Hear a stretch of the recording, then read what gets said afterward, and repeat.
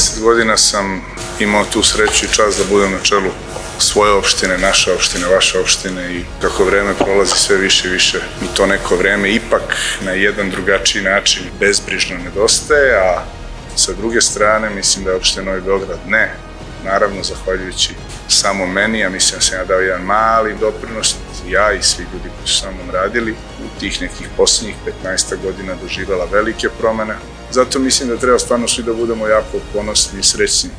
što živimo na jednoj izuzetno modernoj opštini. Ono što je Beograd za Srbiju, to jeste Novi Beograd za Beograd. Želim nam srećan rođendan, da nam Novi Beograd još dugo bude